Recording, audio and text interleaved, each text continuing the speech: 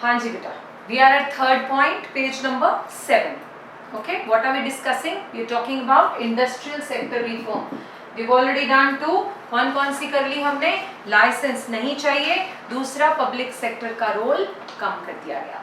Done? Okay, let's move to the third one. New Companies Act आ गया. इसके act का year याद रखेंगे 2013 sorry. The old Companies Act was in 1956. You remember IPR? पीछे पढ़ के आए थे 56. अब वो चेंज कर दिया, नया कंपनीज एक्ट बन गया, दैट इज 2013. इस एक्ट के under companies are required to spend, underline box बनाओ, 2% अपने नेट प्रॉफिट का. सुनिए ध्यान से, इसको छोड़ देते हैं, मेरी बात सुने. बोला जो बड़ी बड़ी कंपनीज हैं, जैसे सोशल वेलफेयर पहले तो गवर्नमेंट कहती सिर्फ हम ही करेंगे, तो अब बोला भी हम ही क्यों करें, सभी क्यों नहीं करें? रिसोर्सेज तो सारी दुनिया का कंट्री का यूज करती है भाई. इट्स समथिंग लाइक जैसे ये कोविड-19 में अगर फूड सर्व करना है, खाना देना है, तो why only government, why can't the associations and the other NGOs and the other groups can do it. And बड़े सारों ने किया. ISKCON has done it, Radha Swami sector has done it, मतलब राधा स्वामी जो गुरुजी हैं उनकी तरफ से उनके जो डिसाइपल्स थे उन्होंने.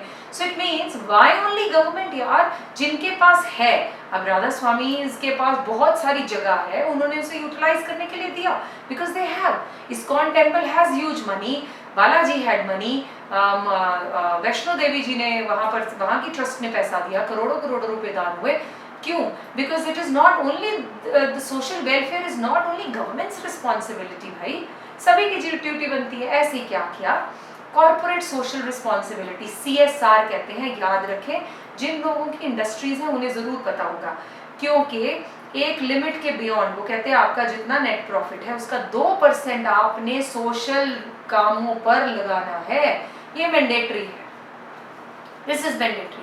क्यों? क्योंकि तुम देश का ही रिसोर्स यूज करके खाना कमा रहे हो, इतना पैसा अर्न कर रहे हो, why can't you give 2% to the society? और वो सोसाइटी पे लगाना है, हमें मत दो. Government is not asking for that, this is you spend it on society. उनको पढ़ाने में, उनकी हेल्थ में, तो वो डिफाइन है वो एरियाज, वहां लगाने, उसे बोलते हैं CSR. फोटोग्राफ देखेंगे तो लिखा है कॉर्पोरेट की social responsibility, it could be on environment, so it good causes. So 2% remember, क्योंकि MCQ में आएगा. कौन से एक्ट के अंडर? New companies act. कब आई थी? 2013. पुराना कब था? 1956. ओके. CSR नेट प्रॉफिट का 2% सोशल रिस्पॉन्सिबिलिटी है तुम्हारी, और भी मजबूरी है, आपको हर साल अपने पेपर सबमिट करने पड़ते हैं कि ये देखिए जी हमने ये पैसा यहाँ लगाया, दिखाने पड़ते हैं प्रूफ कहाँ लगा. Okay. That is expenditure on social welfare activities. कहाँ? पब्लिक टॉयलेट्स बनवा दीजिए, फ्री आई कैंपस लगा दिया, खाना देना, बच्चों को देना, योगा पर आजकल तो उस पर चल रहा है कि हेल्थ पर ही लगा दिया, कि हमने कोई टॉक कराई, देखिए उस पर पैसा लगा दिया.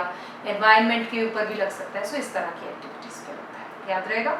आगे, freedom to import of capital goods and technology. पहले टैरिफ और कोटा याद आ गया, क्योंकि कुछ लगा था तभी तो फ्रीडम हुई, तो तब तो टैरिफ लगा दिए, टैक्स लगा दिए, हैवी टैक्सेस. इंपोर्टेड गाड़ियां नहीं, इंपोर्टेड मशीन नहीं खरीद सकते. अब बोला क्या? बिल्कुल फ्री है, खरीद लो यार, मंगा लो, no charges, no taxes, no custom duty. So industrialists are new now free. Now है बेटा, न्यू नहीं, just change it to now. पता नहीं है कैसे खराब हो गया. ओके, हो जाती है mistakes, we are human beings.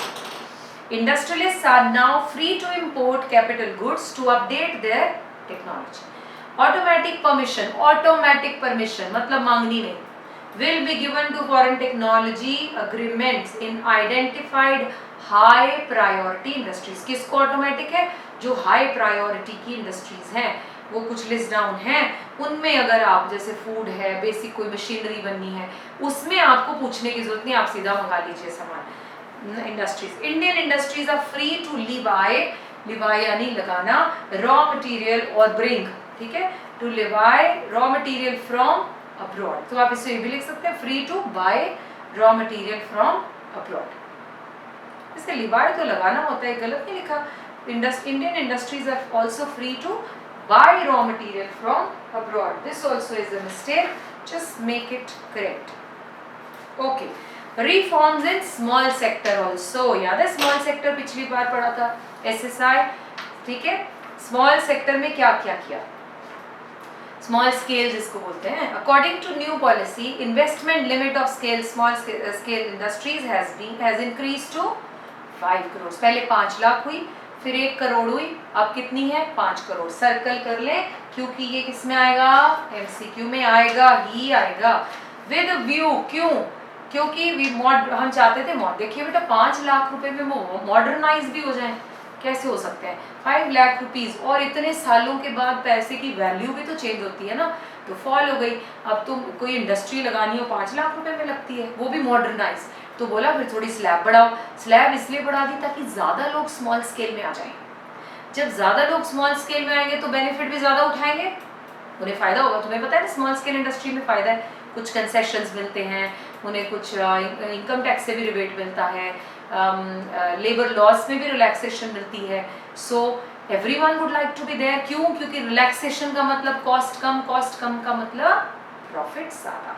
तो दे सेड पहले इतने से लोग आते थे उसमें, अब ज़्यादा ब्रैकेट बड़ी हो गई ना 5 करोड़ की। अब इतने सारे लोग जब बेनिफिट एंजॉय करेंगे तो वो मोटिवेट हो जाएंगे और प्रोडक्शन बढ़ाएंगे, तो फ़ायदा ही होगा, इसलिए इसको स्लैब को बढ़ा दिया गया।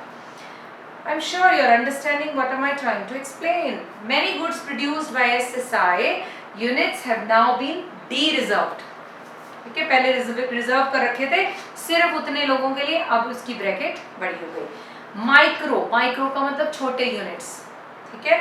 स्मॉल एंड मीडियम, एसएमईज बोलते हैं ना आजकल, तो एसएमईज है, स्मॉल मीडियम ग्रुप्स जो है, medium enterprise development, MSMED short में कहते हैं। एक्ट वाज इनैक्टेड इन 2006। ये क्या कहता है, it provided the first ever legal framework, legal framework मतलब एक listed document for recognition of the concept of enterprise. होता क्या है, कैसे पता चले, comprising both manufacturing and services.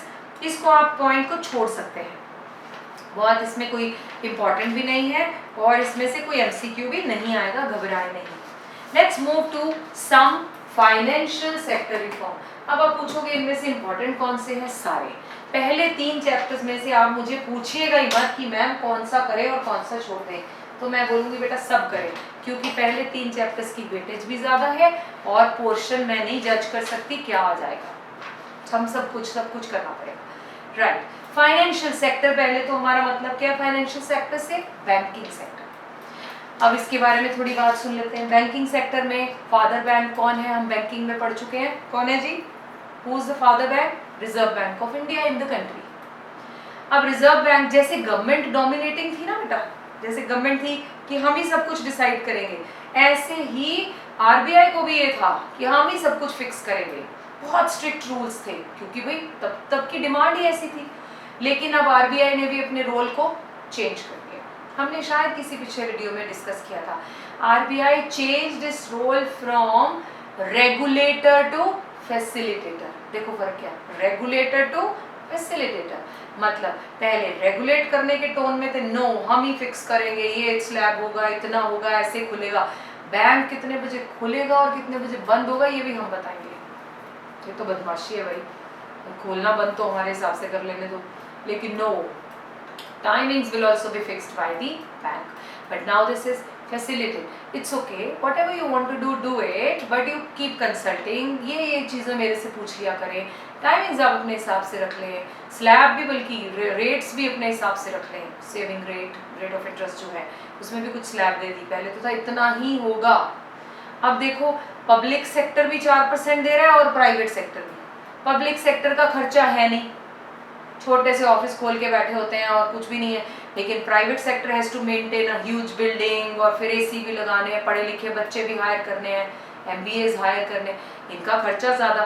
तो ये कैसे प्रॉफिट कमाएंगे with the same percentage, they will not be, इन्होंने सर्विस देनी उतनी अच्छी, so they are not responsible for that, they are there to operate और they are there to give you the service, so there is a difference.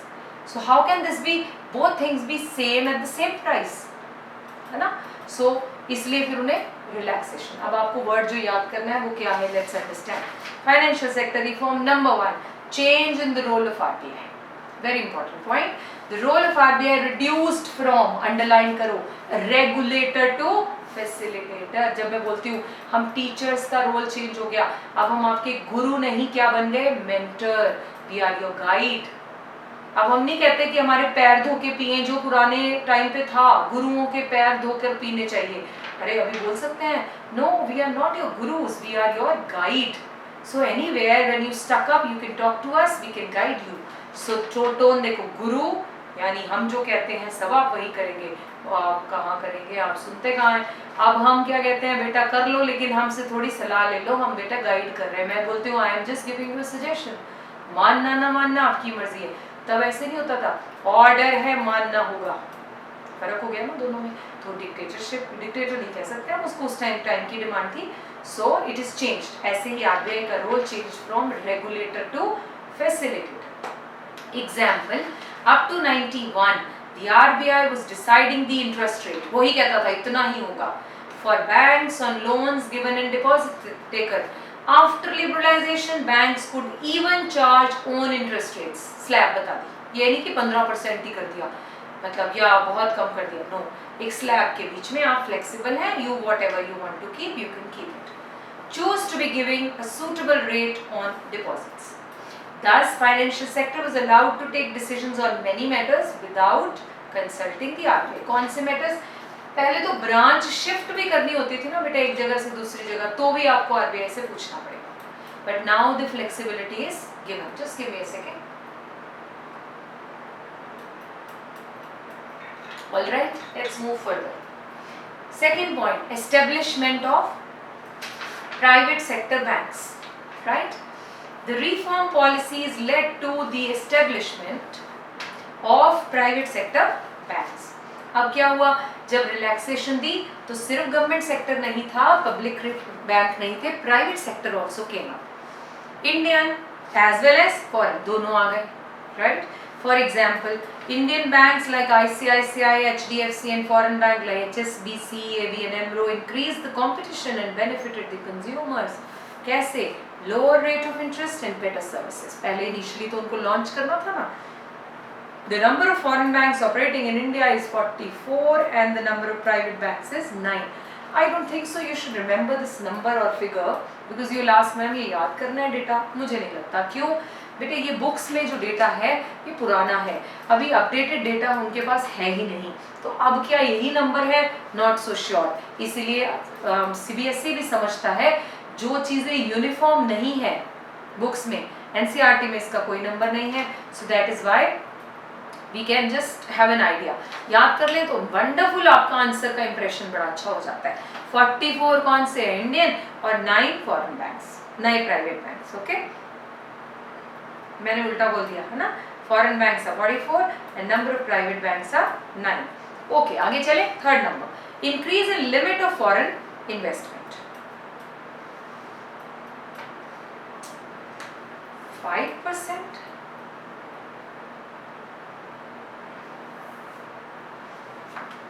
Okay, the limit of investment in banks was raised to. बेटा मुझे ये गड़बड़ लग रहा है, यहाँ 51% होना चाहिए.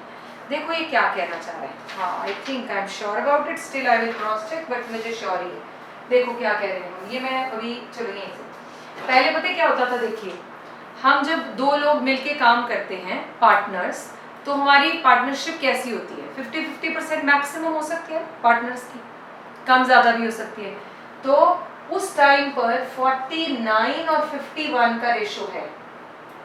रेशो आई मीन मतलब 49% किसी एक का और 51 एक का. तो ये क्या था, हम फॉरेन वालों से इतना डरे हुए थे कि भाई अंग्रेज फिर न यहाँ आ जाए, हमारे ऊपर बैठ जाए और फिर हमें परेशानी हो, हम तुम्हें अपना मेजर शेयर होल्डर नहीं बनाएंगे. अगर आप हमारे साथ बिजनेस करना चाहते हैं, you will get a minor वाला पोर्शन, चाहे वो 2% से माइनर है, लेकिन मेजर रिस्पॉन्सिबिलिटी किसके पास होती है बेटा? जो जिसका परसेंटेज ज्यादा, चाहे वो 2% से ही ज्यादा है. But the rule was that we will not, if you want to come you come, but we are not going to give you the dominating power. क्यों? हम पहले ही घबराए हुए थे, हम डोमिनेट नहीं कराना चाहते थे. तो फॉरेन बैंक कहता ठीक है जी, अगर रिस्पॉन्स हमारे प्रॉफिट ही इतना, मतलब मुझे डिसीजन मेकिंग में ही नहीं आपने वो रखा, तो I am not interested. Ego भी हर्ट हो जाती है, तो हम नहीं आएंगे. अब क्या कर दिया, अब बोला ओके सर आप 51% ले लो यार, तुम आ जाओ. Okay, So I'm sure about it is 51. अगर आप अभी चेंज कर दो 51, in case if there is any problem I will find out and rectify it with you. So the limit of investment in the banks raised to 51%. Foreign institutional investment भी कहते हैं, such as mutual funds, pension funds. मुझे ये check करना पड़ेगा, I don't remember the figure. Okay, fourth पे आते हैं जी, बाकी लाइन आप अपने आप पढ़ लेना, पेंशन फंड, इन्वेस्टमेंट, ये सब डाल दिया। जनधन योजना सुनी है आपने, सुनी होनी चाहिए, अगर नहीं सुनी तो इस साइड में मैंने लोगो भी लगाया है, प्रधानमंत्री जनधन योजना, मेरा खाता भाग्य विधाता। दिस वाज दी, इससे आपको याद रहेगा, खाता यानी अकाउंट ओपनिंग से रिलेटेड था बेटा ये जनधन। ये जब नरेंद्र मोदी जी आए, आते ही उन्होंने सबसे पहले बोला सब लोगों का एक बैंक अकाउंट तो होना ही चाहिए, क्योंकि जितनी सब्सिडीज जानी है वो बैंक में जानी है, फिर हम उसे आधार से लिंक कर देंगे और जो जो लोगों को सब्सिडी मिलनी है वो सीधा बैंक में जाए, क्योंकि कैश सब्सिडी डिस्ट्रीब्यूशन होने में बहुत स्कैम था, पता ही नहीं था किसको मिल रही है, क्योंकि देयर इज नो रिकॉर्ड, नकली आधार कार्ड बन रखे हैं और पैसे कैश में जाते थे तो पता ही नहीं चलता था। करोड़ों रुपए का स्कैम था जो अब बच गया और वो पैसा सेव कर पाई government, and they are able to help the poor people with that money. अब जनधन के अंडर हमने क्या किया, हमने खाते खोलने शुरू किए लोगों के, और इतने खोले कि हमारा गिनीज बुक में नाम आ गया एक वीक में। सो लेट्स अंडरस्टैंड, कितनी इंटरेस्टिंग बात है, हमें पता ही नहीं थी अभी तक। The government has recently launched the प्रधानमंत्री जनधन योजना, PMJDY in short, to provide various financial services, finances से रिलेटेड है, किसको, weaker sections and low income groups. This yojana has entered the Guinness world record, just a second, Guinness World Record for opening most bank accounts during the week starting from 23rd August 2014, क्योंकि mister Modi took over in 2014, 15 अगस्त को उन्होंने announce कर दिया था, एक तो स्वच्छ भारत अभियान और एक as on January 28, 2015, 12.31 crore bank accounts have been opened, of which 7.36 crores are in rural, इतने crores is in urban areas। आपको इसमें से ज़्यादातर ये नहीं पूछेंगे कि कितने अर्बन कितने रूरल, मेरे हिसाब से तो नहीं पूछना चाहिए, लेकिन पूछना चाहिए कि किस कब हुआ था लॉन्च, किस प्राइम मिनिस्टर ने किया था, नेम आ सकता है, और इसके बारे में कुछ स्पेशल बात क्या है, तो गिनीज बुक में इसमें नाम था, एक वीक में हमने बहुत किया। मुद्रा बैंक यहाँ डिटेल में नहीं दिया हुआ, आई थिंक पिछले चैप्टर में मुद्रा बैंक हमने पढ़ा था, have we studied that, I think it is not there in NCERT, इसलिए हमने इसे इंक्लूड नहीं किया, लेकिन मैं आपको बताऊंगी जरूर। अब जब ये अकाउंट खोले, बड़ी सरप्राइजिंग बात है, जब ये अकाउंट्स खोले तो क्या हुआ, अब अकाउंट खोले और फ्री थे बेटा, इसमें वैसे अकाउंट खुलवाने जाएं तो क्या होता है, you have to deposit some amount, may be 500 और may be 5000, 25,000 depending upon the level of the bank, तो कुछ तो डिपॉजिट होना था, लेकिन ये था कि अब विदाउट गिविंग मनी आप बैंक खुलवाओ, अकाउंट खुलवाओ, बस पैसा मत हो जाए। अब जब अकाउंट खुल गए गरीब लोगों के, तो किसी ने 5 रुपये जमा कराए, किसी ने 50 रुपये, क्योंकि नया नया होता है ना, बैंक में अकाउंट खुला है, सेविंग की habit. I remember my maid also used to say, दीदी मैंने 5000 रुपये जमा कर दिए हैं कुछ महीनों में। सो इट्स नाइस, बिकॉज उन्हें क्या हो गया, एक हैबिट आई सेविंग की, थ्रिफ्ट की habit. So what happened was, उसने बोला 5000 कराए मेरी मेड ने, ऐसे किसी ने 50 कराए, किसी ने 100 कराए, किसी ने 200 कराए, इतने कराए, इतने पैसों से कितने हजार करोड़ इकट्ठे हो गए। इट्स लाइक अ पूल में थोड़ा थोड़ा सबने डाला तो इतना सारा हो गया। अब क्योंकि इतना सारा हो गया, गवर्नमेंट का कोई मोटिव नहीं था, तो गवर्नमेंट ने उसी पैसे से एक बैंक खोला, मुद्रा बैंक, क्योंकि ये पैसा पुअर का था, let's give it back to the poor. कैसे, किस फॉर्म में, लोन के फॉर्म में दो इनको, बैंक है ना, इनको लोन दो। So this bank deals with, लिख लीजिएगा इनको इसी के आगे, ये बैंक जो है ये क्या करता है, गरीबों को बिना कोलेटरल के, नहीं तो loan can never be given without collateral, but गरीबों के पास कोलेटरल कहाँ से आएगा, they have no collateral. So what will have, collateral समझते हैं हम सब, सिक्योरिटी, बिना सिक्योरिटी के उन्हें लोन दिया जाएगा, लेकिन किसके लिए, कंजम्पशन नहीं, प्रोडक्शन के लिए। किसी ने बोला, रिक्शे वाले ने मुझे रिक्शा खरीदना है, रेड़े वाले ने बोला मुझे रेड़ा खरीदना है, कोई लेडी ने कहा मुझे सिलाई मशीन खरीदनी है बिजनेस के लिए, किसी ने बोला मुझे पिकल मिक्स करने की मशीन खरीदनी है, तो लो ना बिना उसके। तो हुआ क्या पता है तुम्हें, लाखों करोड़ों लोगों ने मुद्रा बैंक से लोन लिया और अपना बिजनेस शुरू किया। छोटे छोटे बिजनेस हाउस खुले, एक ने खोला 4 को जॉब मिली, प्रोडक्शन बढ़ गई, बेटरमेंट हो गया। दिस इज व्हाट मुद्रा बैंक डिड। पहले तो जनधन के थ्रू पैसा आ गया, उन्हीं के पैसे को उन्हीं की प्रोडक्शन के लिए, उन्हीं की बेटरमेंट में लगाने का idea was given by mister Modi and that worked very well. Understood? So this was all about the second sector reform. I'm sure you are cleared with industrial sector and financial sector. Now let's move to fiscal reform. All right? कौन सा? Fiscal reform. चलिए, fiscal से मतलब क्या होता है? Financial. Government जो decisions करती है उनसे रिलेटेड को हम फिस्कल कहते हैं। तो याद रखिएगा, रिडक्शन इन टैक्सेस। अब वहाँ उस टाइम पर याद है inflation was very high, 14% inflation हो गया। क्यों? टैक्सेस में बहुत ज़्यादा मांगते थे। आपको एक बात समझिए, जब हम ज़्यादा टैक्स लेते हैं तो लोग टैक्स नहीं देते, चोरी कर लेते हैं। इट्स समथिंग लाइक जब टोल पे आप जाए ना, टोल समझते हैं हम, जब क्रॉस करते हैं रोड्स तो टोल आते हैं रोड पे, तो कंस्ट्रक्शन करते हैं जो रोड की, तो इसलिए मांग रहे हैं। अगर तो जेन्युइन है, एवरीबडी वांटेड टू गिव। नहीं तो मैंने बहुत सारे लोगों को देखा है कि अगर किसी टोल पे पैसा ज़्यादा तो वो सीधा ना जाके, कोई एक रूट होता है अंदर से घूम के, वो बचाने के लिए वहाँ से निकल जाते हैं। सो they don't pay.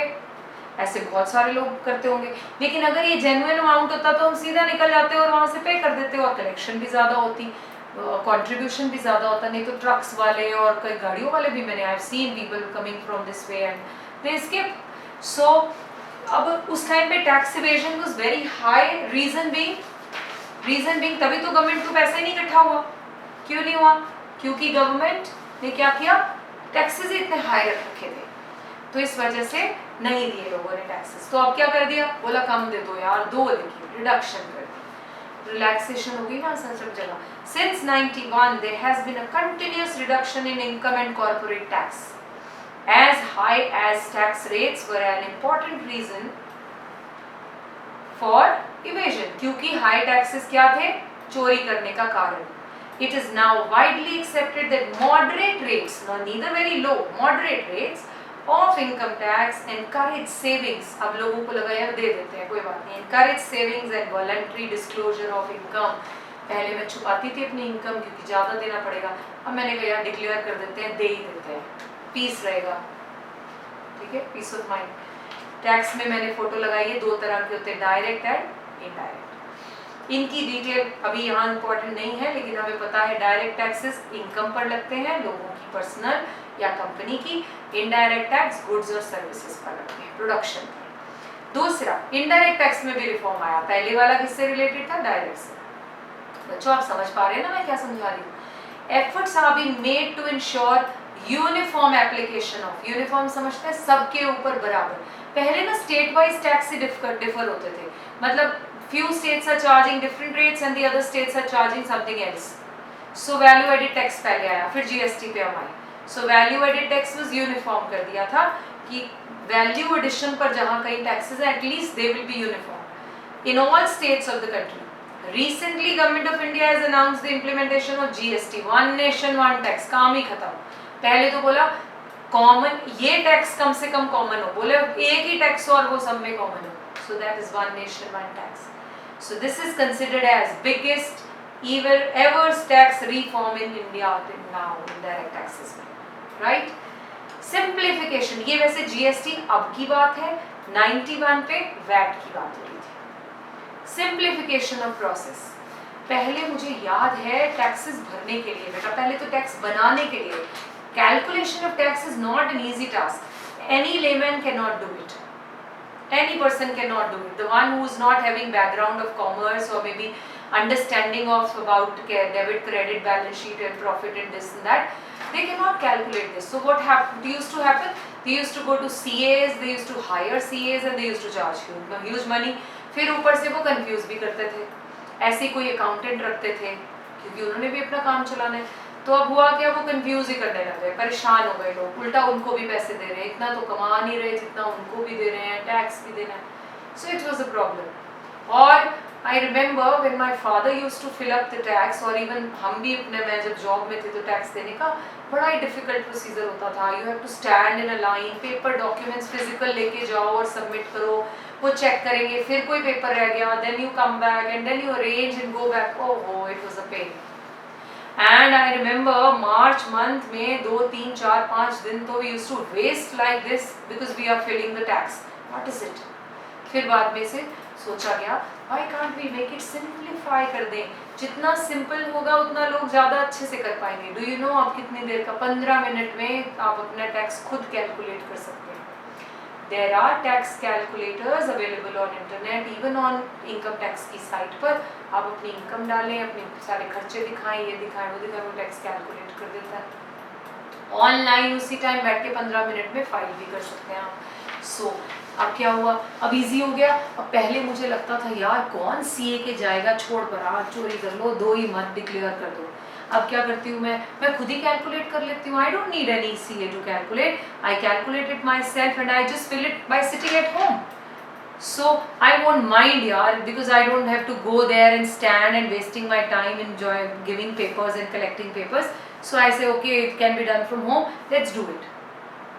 Right? So simplification. In order to encourage better compliance on the part of taxpayers, many producers have been many procedures have been simplified. So इससे क्या हुआ, हमारी टैक्स कलेक्शन बढ़ गई.